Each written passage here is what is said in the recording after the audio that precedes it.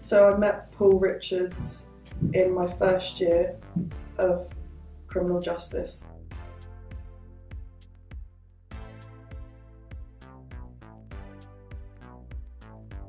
He explained to me what an ePortfolio was, and which I was very interested in taking part with, because building an ePortfolio is probably one of the best things that you can do at uni, as it enables me to save all my work and all my experiences and my skills online and have access to them whenever I need.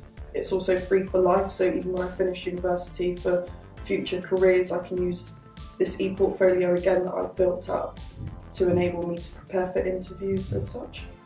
I think I would go back to myself now and say anything that you do, evidence it, put it on PebblePad and don't worry about it, because when you apply for jobs it's all there.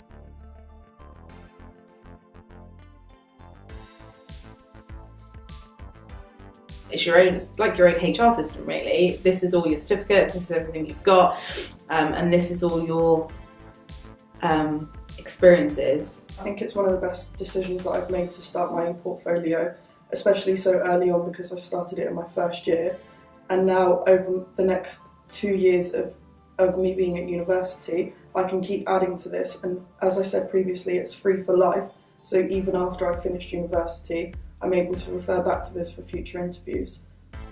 I think if it's a non-user-friendly system, you're going to resist it, whatever. Even if it's the most valuable thing in the world, if it's not user-friendly, you can say goodbye to it basically. You've got to have a system where if you want people to do it, it's got to be, one, you can log in, two, you know where you're going, quick and easy, get it done, out of the way. When I started Plymouth University, I knew I wanted to be a prison officer.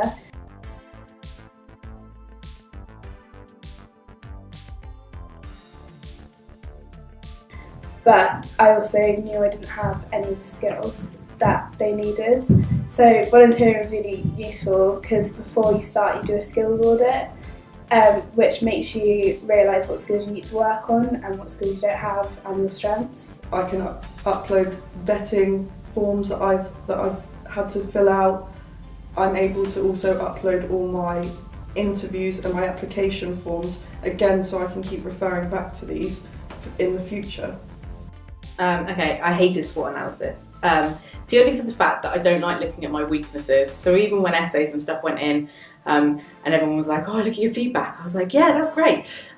So I'm terrible with negative feedback. But 2 years later, looking back at the situation and looking back at it, it was really good to sort of go, actually, do you know what, those are my strengths and those are my weaknesses, and this is what I need to work on. You don't necessarily know what job you're going to go through in the future, so if you have like all the skills set already, then you can kind of relate it to any job regardless of what you go for. ePortfolio especially, it helps you to bring forth your experiences and show how they show you as a person.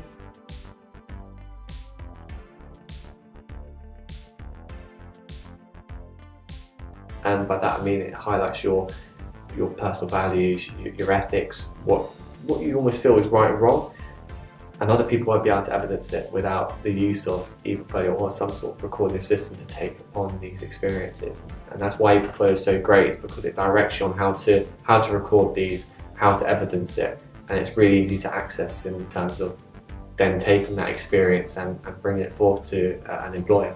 It's a very valuable tool to use, because when you're in business, you don't look at your strengths and your weaknesses and what threats there are, and actually having that on the system and looking at it and going, actually, that's my strength, that's my weakness, okay, I need to work and improve on my weakness, was a really helpful thing.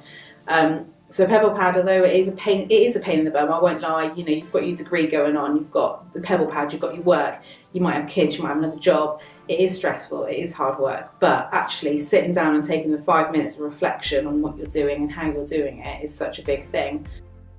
When I first did my initial SWOT analysis, my public speaking mark out of 10 was, I think, a 2 or a 3, because I had no evidence of public speaking, I had never done it before.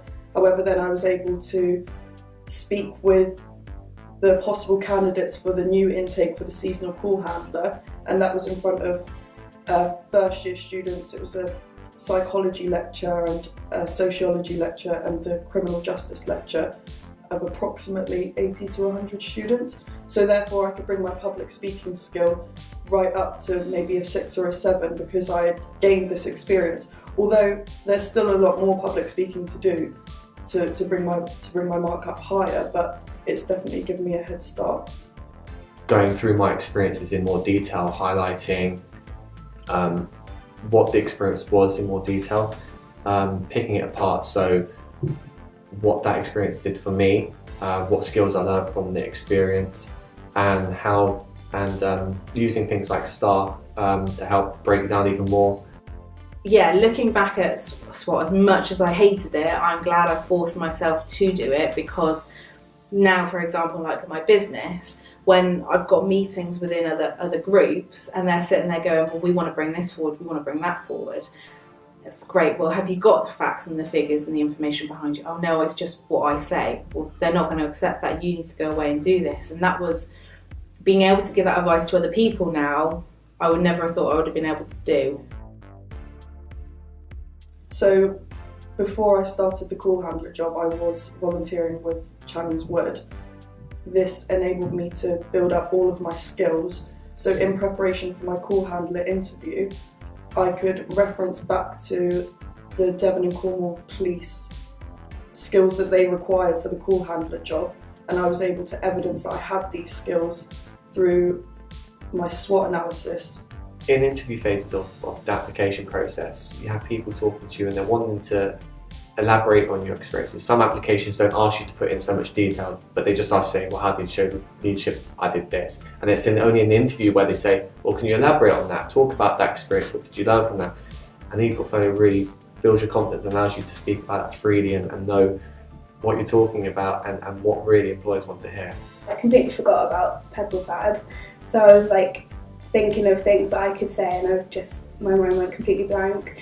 But when I opened up PebblePad, it had everything on it, and they ask you about tell me a situation where you've shown this certain skill and what you did, and then the result of it, which is basically what you write on PebblePad. So I had it all written out for me.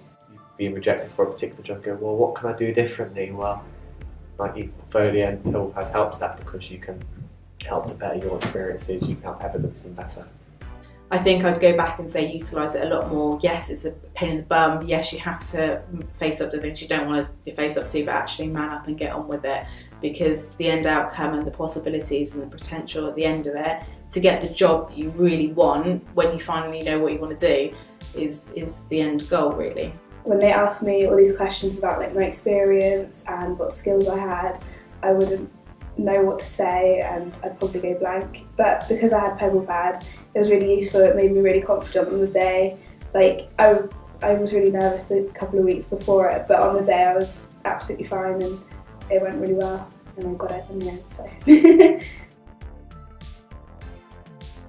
I know from my experience, especially before doing this, is that once I got my role, I didn't feel the need to use it. It's like, well, why do I need to reflect on my experiences even more? I've got the job, I've used it to get the job. What else do I need to use it for? But through applying for my police constable role, I've needed to use it again, which I never thought I would need to. PebblePad is a really good tool, but it's a tool that's not used straight away. It's a tool that's used progressively as you keep going. It's a tool that's always going to really be there with you, like your unique reference number when you end an apprenticeship or a degree. You've got that number for your life, and it shows you all your certificates you ever get. You don't have to worry about having it.